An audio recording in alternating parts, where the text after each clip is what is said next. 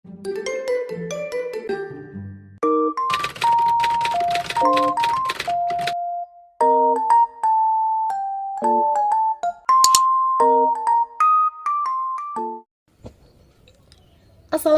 warahmatullahi wabarakatuh. Halo teman-teman, kembali lagi bersama saya. Di sini saya dan teman-teman saya akan menjelaskan materi yang sudah kami presentasikan pada masa perkuliahan. Di sini kami dari kelompok 4, modul 4, yang materinya adalah bahan ajar digital dan multimedia. Di sini kami menamai kelompok kami dengan nama ilmuwan Richard E. Mayer. Sebelumnya, perkenalkan, nama saya Inesla Marcel Francisca. Di sini saya sebagai moderator dan pemateri 1 akan menjelaskan tentang bahan ajar digital dan multimedia. Di sini kami menamai nama kelompok kami yaitu Richard E. Mayer. Richard E. Mayer menjelaskan bahwa bahan ajar digital dan multimedia membuat pembelajaran lebih efektif jika menggunakan gabungan teks, gambar, audio, dan video secara tepat. Menurutnya, siswa lebih mudah memahami materi melalui kata-kata dan gambar dibandingkan hanya teks saja. Namun, multimedia harus dibuat sederhana dan tidak terlalu ramai agar tidak mengganggu fokus belajar. Di KB1 ada materi yaitu bahan ajar digital dan multimedia.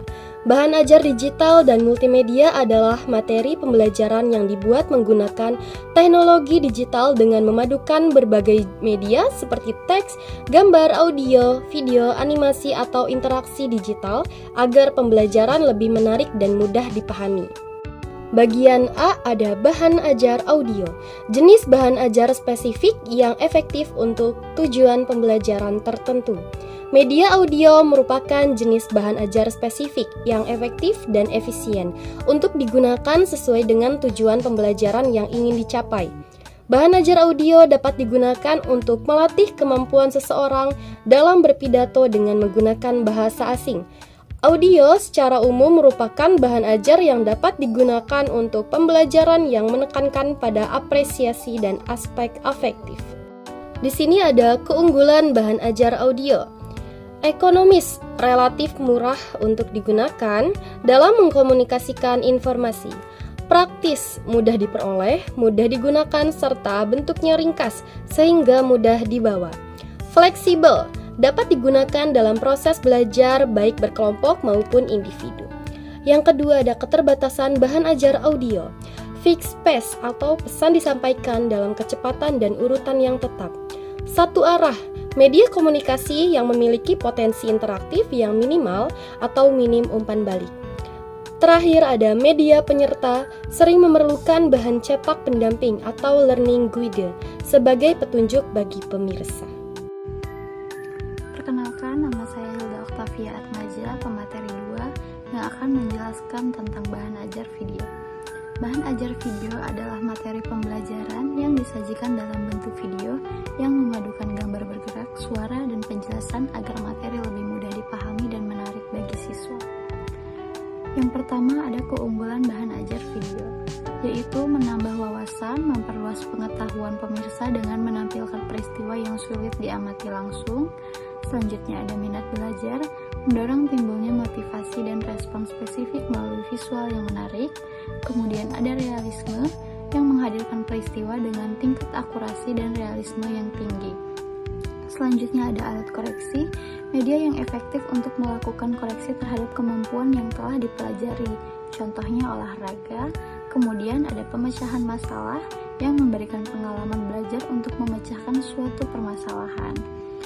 Kemudian yang kedua ada keterbatasan bahan ajar video yang membutuhkan perangkat dan internet, ukuran file yang biasanya jauh lebih besar, siswa bisa cepat bosan jika videonya terlalu panjang, serta komunikasi berlangsung satu arah sehingga siswa tidak bisa langsung bertanya. Kemudian yang ketiga ada pemanfaatan bahan ajar video. Pemanfaatan bahan ajar video yaitu untuk membantu menjelaskan materi pembelajaran yang lebih menarik, jelas, dan mudah dipahami. Melalui tampilan gambar bergerak dan suara, video juga digunakan untuk pembelajaran jarak jauh, demonstrasi praktik, dan meningkatkan minat belajar para siswa. Assalamualaikum warahmatullahi wabarakatuh. Perkenalkan, nama saya Roy Melatia sebagai pemateri 3. C. Bahan ajar multimedia. Definisi ragam bahan ajar yang mengintegrasikan teks, gambar, video, animasi, dan audio secara simultan. Karakteristik bersifat interaktif, memungkinkan pengguna melakukan kendali terhadap proses belajar melalui menu dan navigasi. 1. Membuat proses belajar lebih baik dan meningkatkan daya ingat atau retensi. 2. Memfasilitasi proses belajar pengguna program dengan gaya belajar yang berbeda. 3. Membantu pengguna program memiliki kompetensi yang diperlukan seperti aspek kognitif, aspek efektif, dan aspek psikomotor. 4. Menyampaikan informasi dan pengetahuan dengan tingkat realisme yang tinggi. 5. Meningkatkan motivasi belajar pengguna program. 6. Memiliki sifat interaktif. 7. Mendukung aktivitas belajar individual maupun kelompok. 8. Menampilkan isi atau materi pelajaran secara konsisten. 9. Memungkinkan pengguna untuk melakukan kendali terhadap proses belajar. Assalamualaikum warahmatullahi wabarakatuh. Perkenalkan, nama saya Indah Najmujana sebagai pemateri 4 akan menjelaskan tentang KB2, yaitu prosedur dalam mengembangkan bahan ajar multimedia. Yang pertama ada model Assure.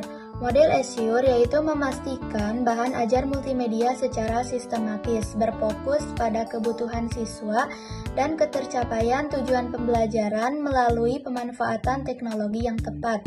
Selanjutnya ada program multimedia. Program multimedia mampu menayangkan informasi dan pengetahuan melalui kombinasi unsur teks, gambar atau visual, audio, video, dan hyperlink dalam sebuah perangkat komputer. Tampilan unsur teks, gambar atau visual, audio, video, dan hyperlink itu dapat menayangkan informasi dan pengetahuan secara sendiri-sendiri atau secara simultan. Selanjutnya ada implementasi model Assure. Yang pertama ada analisis siswa, yaitu menganalisis karakteristik umum siswa seperti usia, tingkat pendidikan, dan mengenali kompetensi dasar dan juga gaya belajar peserta didik. Yang kedua, menetapkan tujuan, yaitu menentukan kompetensi dan tujuan yang ingin dicapai. Nah, tujuannya itu harus spesifik dan dapat diukur. Selanjutnya, yang ketiga yaitu memilih metode, media, dan materi, yaitu memilih metode yang sesuai, menentukan media multimedia, dan juga materi yang relevan sesuai tujuan.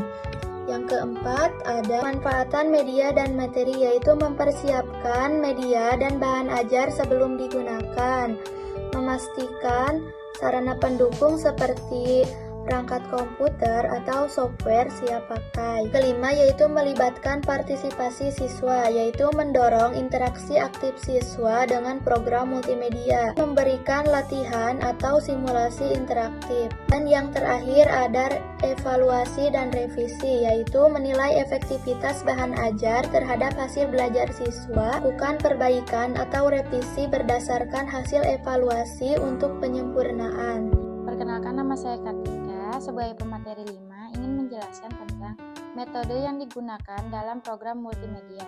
Yang pertama yaitu presentasi, yang kedua yaitu demonstrasi, yang ketiga yaitu latihan berulang, yang keempat yaitu diskusi, yang kelima yaitu pemecahan masalah, yang keenam yaitu simulasi, dan yang ketujuh yaitu permainan. Kesimpulannya yaitu bahan ajar digital dan multimedia yaitu sarana pembelajaran interaktif yang mengintegrasikan berbagai unsur seperti teks, gambar, audio, video, dan hyperlink. Keunggulan utamanya yaitu kemampuan memberikan pengalaman belajar yang konkret, fleksibel, dan meningkatkan interaksi peserta didik dengan